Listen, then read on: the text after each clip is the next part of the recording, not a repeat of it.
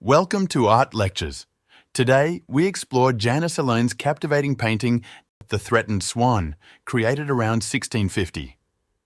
This striking work, measuring 144 by 171 centimetre, portrays a swan fiercely defending its nest from an approaching dog. The swan is depicted life-size, enhancing its realism and impact. Asselijn masterfully uses light and dark contrasts to highlight the swan, which stands out against a darker background. The bird is painted in shades of white, yellow, grey and blue, standing in backlight. The left wing catches the sunlight at the top, enhancing the contours of the chest and adding tension to the swan's depiction.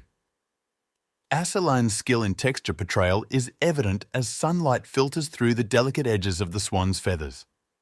The sky consists of two shades of blue, a greyer tone above and a clearer one below, likely achieved with smalt and ultramarine pigments. The swan's threatening pose is made even more menacing by the low viewpoint, known as the frog perspective. In an intriguing detail, the swan has just defecated, possibly as a defense mechanism or out of fear. Asselijn's attention to detail is clear, with subtle reddish-brown hues in the feces indicating his careful observation of swan behaviour. Italian influences from his time in Italy are visible in the golden straw of the nest, symbolising sunlight.